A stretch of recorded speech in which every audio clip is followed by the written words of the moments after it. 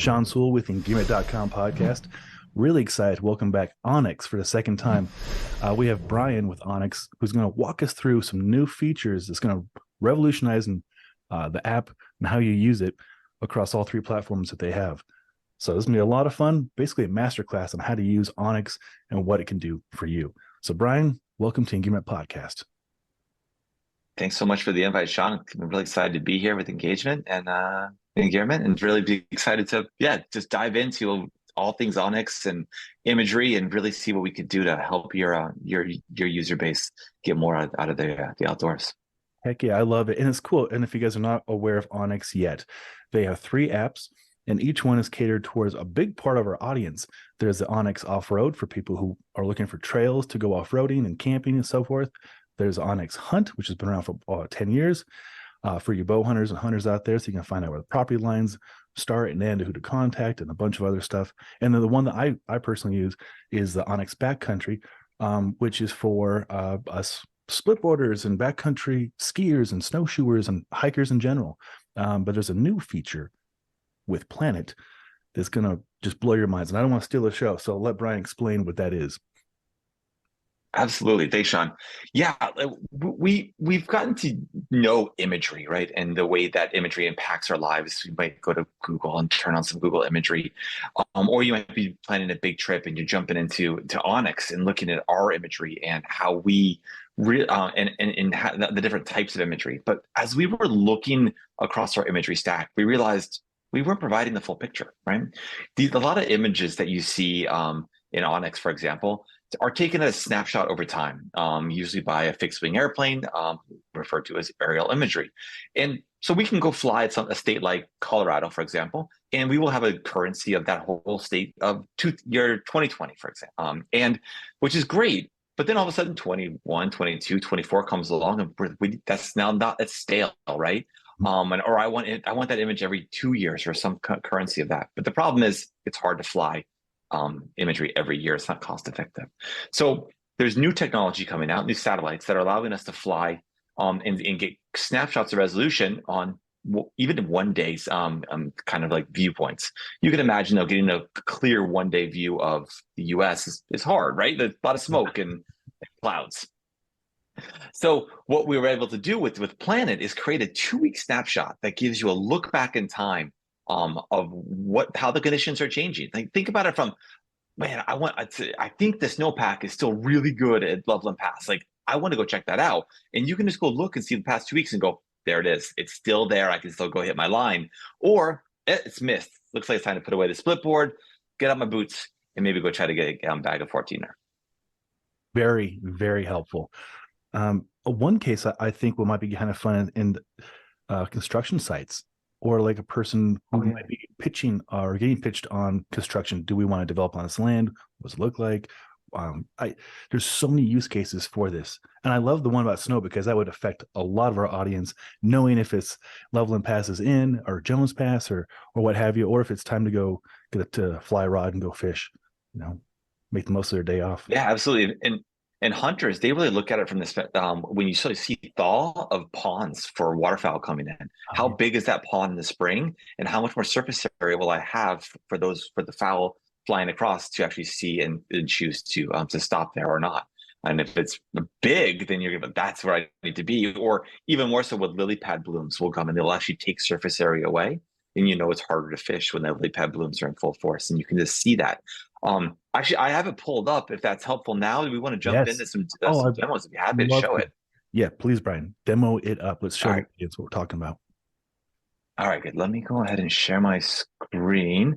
I think I'm gonna need to share my screen. It looks like it's disabled. Oh, let me get that for you. Share screen. Perfect. How about now? Oh yeah, that is what we're looking for right there. Okay.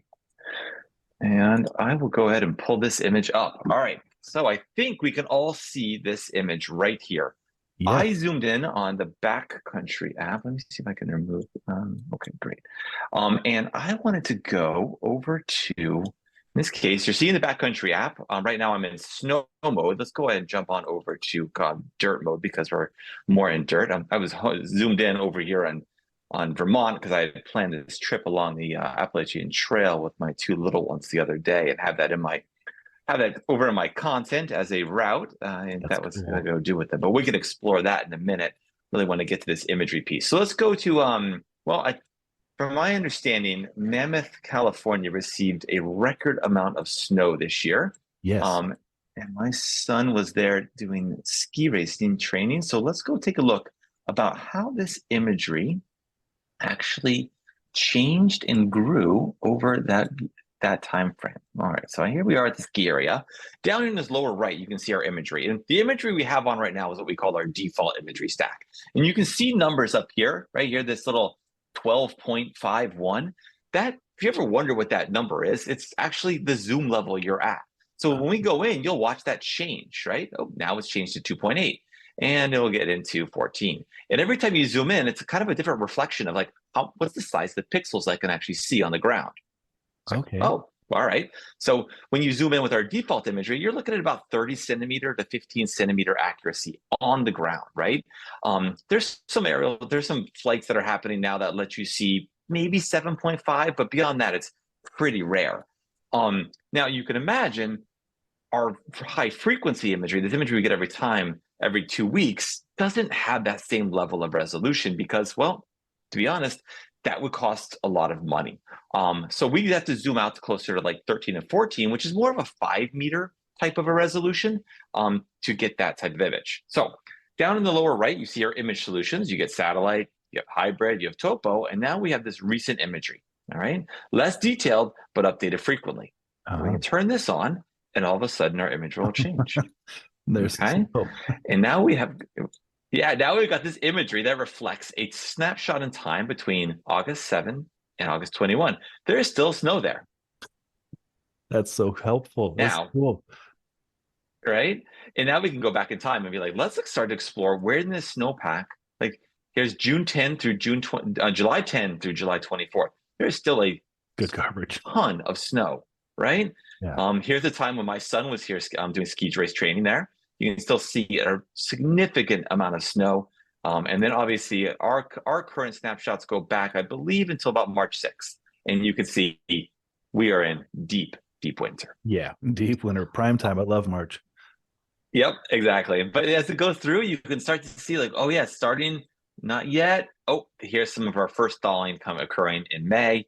And it will slowly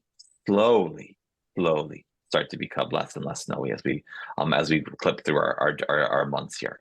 And this is available across all of our different apps, from the hunt, from off-road to backcountry. It's an elite feature, so it's one of our more premium level of imagery that we offer. But again, it's so impactful. It's so valuable to someone who's thinking and wants to make sure that the conditions are just right before they spend all that time and effort to get there and realize they weren't. Yeah. Especially like your son's case, traveling there from, imagine, Vermont all the way to California. That's a big trip. And it could have been a bust. Yep. And or like we were thinking like before the show, landowners can check on their property and see what's going on, what to expect. Yeah, absolutely. And there's even a feature beyond this. Let's go over to the Hunt app to help round out this idea of what we do for imagery. So this is the Hunt app. Within the Hunt app, we actually have an extra piece of imagery. We have something called leaf off. And so leaf off imagery is really valuable for our East Coast sitting kind of deer hunting market. Because they need to see, when all the deciduous trees are in bloom, obviously the leaves are out. It's really hard to see anything underneath it. But when we get leaf off imagery from the States, we're able to start to penetrate through those through the canopy and start to maybe scope out where is that rock? Where should I what tree should I put my stand on? Or can I even make out paths or old potential stone walls of the site? And so if you zoom in and out, every state doesn't provide really strong leaf off imagery, but the ones that do, we have available. For example, I think we were looking at Mississippi in this sense. And as you zoom in, you can see sometimes we say we don't have it, imagery not available, but when we do, you will be able to zoom in and see that imagery. And as soon as the states update that, we are able to jump in and quickly acquire and process that imagery. But let's say, as you were just alluding to, Sean, like what happens if there's a location that you know, that on that the leaf off isn't quite the resolution I want. The default imagery is too old, and well, that high resolution is just not quite what I'm looking for, right? It's not enough detail. Mhm. Well, onX actually has a really great relationship to be able to acquire on-demand imagery. So what this means is you can literally task a satellite inside our app to take a picture of, we'll take a 4 kilometer by 6 kilometer image and put it into your onX account for you. Oh my And goodness. this we'll do this within 2 weeks. And obviously, clouds are always an issue, so we make sure we don't get you a picture full of clouds because well, that doesn't work out well, right? Yeah. Oh my goodness. I have a friend we're going to go stay with outside of Leadville, and he built a property. I think he would be a perfect person to use this image on demand. He's a very avid fisher and biker, and he's exploring his neighborhoods, as he calls it. So to see that swatch of land where he lives, I think would just be invaluable for him in his planning for recreation and also just in planning in general. Yeah, absolutely. We're finding hunt clubs are really embracing in this, where they have a large tract of land and they just want to monitor it every year. It's part of their almost like portfolio that they can share with their other users. Individuals who own large tracts of land in Montana just want to have a good inventory. Where are their how's their fence line even doing? Yeah. Things of that nature to be able to, because this has really high spatial resolution, so you get down to that 30 centimeter mark that lets you really be able to um, get the detail that you're looking for to make decisions. And I think we were talking earlier about, yeah, like landscaping, like pre-post. What does that look like? That's Yeah. amazing. Like so cool to see that level of detail after you've as you're planning it and then after. Because with us, you can also turn on these really cool features. Like I think I went over to Telluride to kind of into their our off-roading product because I really wanted to kind of show this like 3D view, right? Where you can start to like zoom around and start to see like, oh, I want to go do this overlanding off-roading route. And what is this looking like? And what is my path going to be? And let me turn on some imagery and start to be able to like meander my way through this pass to see, oh yeah, so I got an Ingram Peak over here and then I can go, oh, what am I even riding on here? And I was talking with Rory, the GM of Off Road, and he goes, Brian, one of the most amazing things about our product is you can literally tap anything. You just tap it. It's in the app, you tap something, you get some cool information about that location. You go somewhere else, you get some information. And this is some of this rich information that we're talking about. Like, you click on this route, this experience here, a Black Bear Pass, and we tell you it's 11 miles, and you're going to get up to almost 13,000 feet. That's a moderate difficulty, a technical rating of 6 to 10. So you better have your wits about you in a decent rig. Takes about 2 hours, point to point. Best times to go there, and who submitted this actual information. So, like, Jeep the USA, like that's a reputable partner we have, and they Yeah. provide us a ton of really rich content. And you can go in and you could read the description, tells you what you're going to experience. These are all written by authentic individuals who are out on these trails, so that you can believe in this, you can trust it to be and not only accurate but just also inspiring. And you can find some photographs, take a look at the cruxes of what you're looking for. Really get inspired to go on an adventure Wow. with your buddies over the weekend and know what you're gonna get involved in. And then we have our difficulty rating. So this is 6, so we tell you what you expect. We also have a cool feature called My Garage, where it's like, oh, trail ridden with a high clearance 4x4. Well, if you go into My Garage and I happen to have a Jeep Wrangler, I can go and be like, ooh, I don't know if my truck can do that. I don't have 36s on this. I only have 32s, and nobody said they could have done that before. So you can get really, really rich information about these adventures before you've actually even had a time to go do them. So you don't get out there and get stuck. We want to make sure Yeah. you go out there and have a good day. I love it, Brian. And I was reading through the description, and I believe I read high pucker factor. So this might be a challenging one. Yep, I think this is one of those ones that's yeah, there's some scary off-camera stuff, and you Yeah. better be ready for it. That's very helpful. So you want to like just randomly go take the kids on a 4x4 trail and get in over your head. This is very detailed and very helpful information. Yeah, we work really hard and to go find that information that's relevant and accurate, and and that's not made up. The individuals are doing this, and we have a really strong ambassador community that loves to just awaken that adventure in everyone by providing them deep, deep data to make those dreams come true. That's really cool. Wow. So in the off-road one we've used, I think about 3 years ago, Joe gave us access to it, and we gave it to some riders, and they used it very successfully to navigate some easy access 4x4 stuff, and took the kids camping, and they had a great time. So it's cool to see different ranges of people using the product and providing feedback.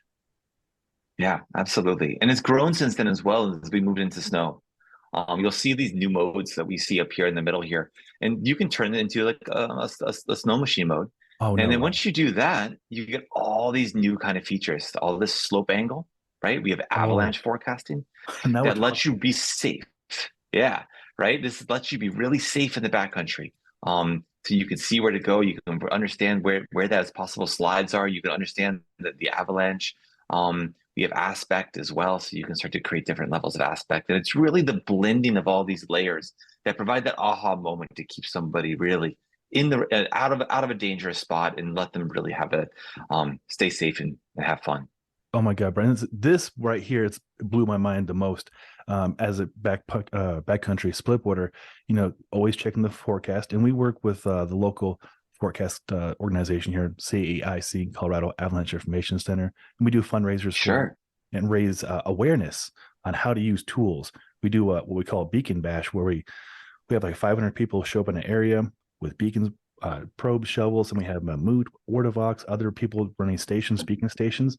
And I think this would be a very valuable tool for a lot of individuals to learn how to read the terrain, and especially with the color grading you have here, it makes it pretty idiot proof. And God, yeah, know before you go. And this is a super detailed, helpful tool, and I'm blown away by it. Absolutely. Well, I think if you're gonna like that, let's look into the snow mode that we have for backcountry, because when we go into this mode, I'm going to snow mode here. And let's go up to up into Washington, where we've really invested in a group called Beacon Guidebooks. Oh, we And with what Beacon, they yeah.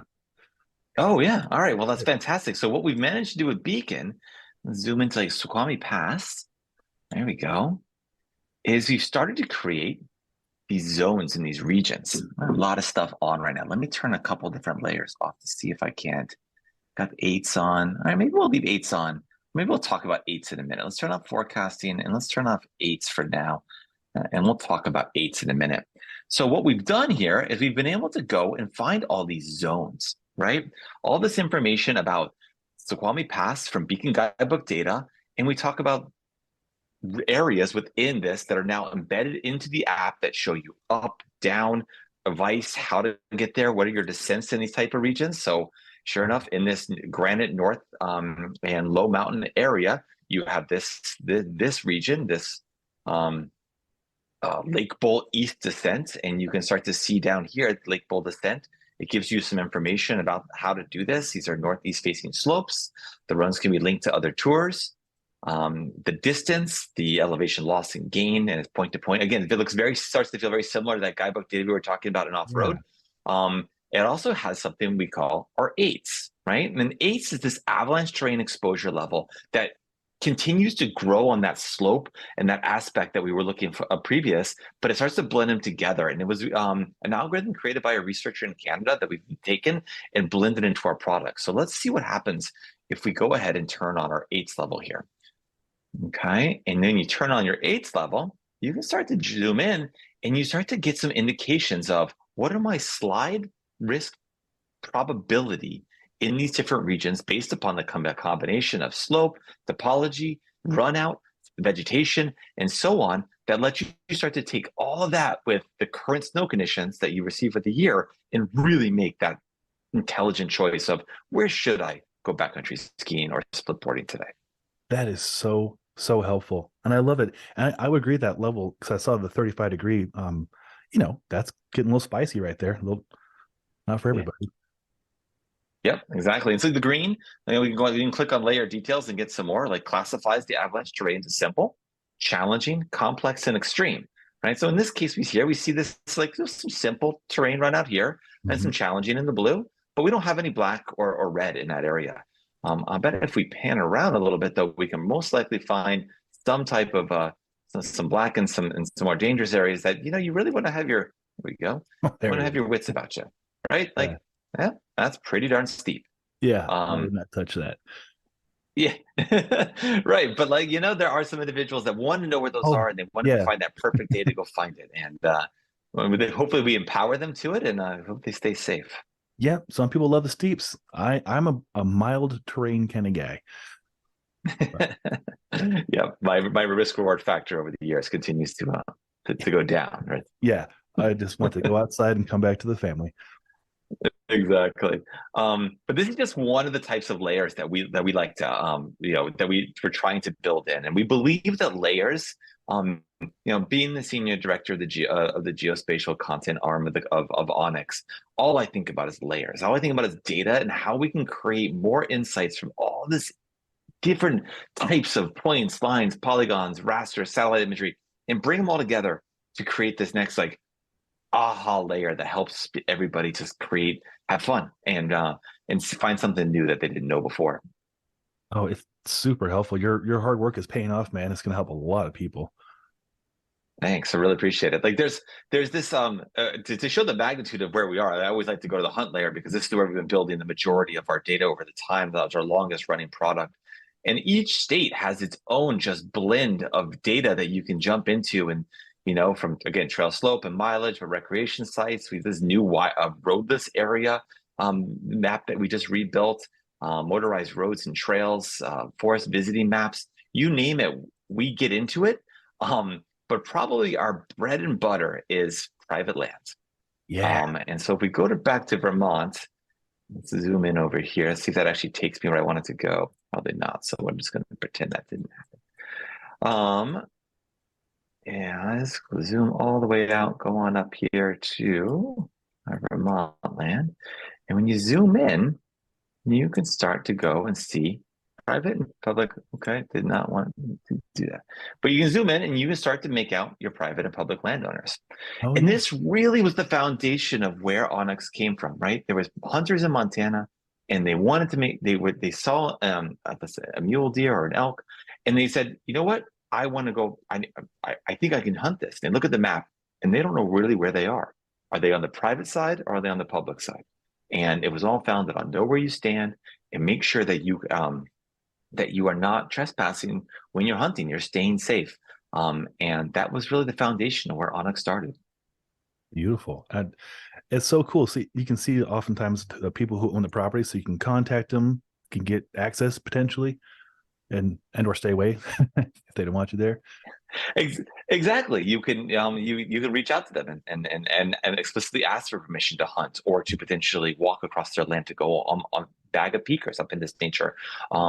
And it's it's one of our secret sauce. We blend together 500 or more different sources to make up data across the 3,200 plus counties that make up the U.S. And really work hard and diligent to make sure that we stay as up to date on those land changes as they come through, because we know how important that recency and accuracy is to our user base. So we're constantly, we have a dedicated team who's just always monitoring and looking through data to find out when, for example, Amanda sold this data and now it's now Sue owns it, and then you can go try to reach out to Sue. Maybe she's would like to continue your allowing you access to on this land to hunt. So helpful. So cool. My mind's spinning because I know we have 50 writers on our team, and at least a third of them have one of your products or more, and they use them and they swear by them. And then everybody was so excited when I was getting a chance to do meet with you on the podcast, and it's fun seeing everybody's level of excitement and hearing how they use the different apps to benefit their recreation and livelihood. It's outstanding products. Great, Sean. I'm so glad to hear that the writers are into it, and yeah, I can't wait to hear stories about how they use it. I think the last thing, I know we don't have a whole lot of time left. I think one of the last things I'd like to just highlight is some of our new tooling. We call Yeah. it TerrainX. It's designed to start to give you even more visibility into different bands and views of like a watershed, or what we call a view shed, where you can change your slope angle, what you're looking at, where you want to look. You can Oh, create different slope aspects. It really just lets you go in here. It's just a play tool, really. It's like you can go in, you can zoom, invert, do exaggerations, make the peaks look huge, make them small, really hone in on different bands of elevation, as you can start to see, like as we highlight down in this little corner. yeah. Um, and it's really just like you can see as we go down here, like we're moving different types of shading around as we move and remove different levels of elevation. And so I encourage anybody to jump in here and just absolutely, again, so you can just see like you're opening up aspect of sun. So you can start to get sun angles and snow angles. You can start to see like, oh yeah, I really just want to focus on this really tight band between 9,400 and 9,900 feet, because I believe this is where those doll sheep are really hanging out right now. And when the sun is at this right aspect, and my angle is maybe closer to to 51 degrees, like what is that sweet spot? And it lets you just find it and That's analyze that terrain so that you know what to do. Oh, that's so fun. My mind, there's an area I go to very often on Jones Pass, and then people joke they go there about once a week. They call it Sean's Run. I would love to put this on Sean's Run to find all the angles. I think it's about 27 degrees on average, but I would love to verify Okay. so I can show people like, okay, so we're going to take you on today's tour. This is the exact topography and what to expect. Yeah, it's such a powerful product. And this So cool. It really is. And is this in the hunt or is this in the backcountry? this is in all three, Oh, no actually. You way. can see over here in the backcountry, you have this little button right here, and it's going to fire up TerrainX. Oh, goodness gracious. Yep. Well, that makes me happy. TerrainX is, yeah, it's still beta a little bit, right? But we don't want to hold back our beta, and we want our customers to be able to share it and explore it as well, and give us feedback, because that's what's important. But you can also see like we have slightly different UX inside Backcountry. Yeah, you get the That rose right resonates there. a little, yeah. So it's a really, it's such a cool tool. Like honestly, Yeah. we have an amazing R&D team at onX, and they were the ones who came up with this idea. And boy, it's something. I'm really proud of that team and everything they've accomplished to be able to bring this into the fingertips of our user base. Oh, it's so cool. I know what I want to do this afternoon. I've got a 2 hour break. I'm just going to play with this app and I'm going to deep dive it and show it off to everybody. This Oh, that's so great. So great to hear. is very fun.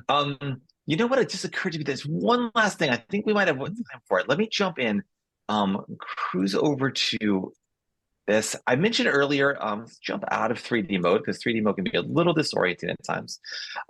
And was the idea of how do you build a route, right? Yes. And so if we could go back, I think it's a really cool tool. It lets you start to focus on my content. Um, and with my content, I'm going to go to more of my region, because I will be able to build a trail a little easier than, because I'll actually know it. So we have this tools feature up here. And what you could do is you build a route, right? And your route building tool pops up, and you can start to say, oh, all right, great. What am I going to do? And you can just click in here and start to build up different routes and say, oh yeah, I'm going to go here, and let's bring this back over to here. And you know what? That feels like a pretty good route for, maybe only 2.2 miles for my kids. It's like, okay. Yeah. Or you can bail on this, clear it, and say, okay, clear that route. And then I'm like, oh, you know what? Instead, I actually want to focus on maybe something along the Appalachian Trail. And you can build a route along the AT, save it. And as soon as you save that, you can color code it, but then it just pops up right in my content. And again, you get more routes. You can hide routes. I built some gravel grinding mountain bike route the other day up around this lake called Caspian. That's just ready, just waiting for me to go tackle it on a Sunday morning. But I have them all stored in my content, so I just know where I want to go, when I want to get them. If you're more of a waypoint individual, you can just go ahead and build up a waypoint and places you want to go, big vistas, and keep track of different, just kind of like locations that you feel are vital to your next adventure. So Oh, really, really cool new feature that will continue to grow up as well. the silly question. You can do it on the desktop version, and then I assume it will sync to the app. Correct. Yep. We'll sync up to each app. Each app has a premium mode as well as an elite. I think if you as your users explore the elite, they're going to find that there's some amazing partner benefits and discounts, ranging from 20% off Warren winches to big discounts in our elk collection over in Hunt at this time, since elk season opens up tomorrow. And Backcountry has just as many amazing partners that you get strong discounts with when you're part of our elite family. Wow, that's great network you've created. Super helpful. I have pages of notes I've been writing down as you're talking, Brian, of things I personally want to explore, especially in the Backcountry app. But for our bow hunters, the Hunt app as well. It's amazing what you guys have put together here. Like, truly amazing. Thanks so much, Sean. I appreciate it. And kudos to you as well. I was looking to Engearment earlier, and just looking at some of the reviews and getting stoked on some gears. I think the puffy one you did last year, I was actually in the market. I was like, oh, this is perfect. Is it the sweater or is it the vest? Like, what am I going to get? So, yeah, I appreciate everything you're doing for the community as well. This is such a wealth of information right at the fingertips. So, thank you. That means a lot, Brian. Thank you. I'm glad we could be of help to you. It's an absolute pleasure to get to work with companies like yourself and outdoor companies and show people how stuff works, which you just did for us for half an hour. You showed us how the apps work, and I cannot wait to deep dive into the apps and apply it to my weekend. I'm actually going to do the route. We're taking 2 kids on a little 2-mile hike to a lake that's stocked with fish, so they can see the trout. Sweet. Yeah, so we use your stuff. We appreciate it. I love it. Yeah. Great. Well, if you have any thoughts or ideas, please just send them over to me in an email. I want to make sure we keep our customers happy. And really, like, the voice of the customer is what keeps us going. And when we hear stories, good, bad, ugly, like that's what keeps us going every day. So we just love our passionate user groups, and I can't wait to build better products for them every day. I love it. Well, thank you for your time, Brian. Thank you for everything you put into making this presentation. And I will put links below so people can go to onX and figure out which one they want to purchase and download. And looking forward to doing round 3 as you develop more stuff. We want to share with the audience too. So thank you for your time, Brian. And thank you for being on the Engearment podcast. Thank you so much for bringing me the Engearment podcast. And Sean, I hope you have fun on your adventure. Thanks for that. Cheers.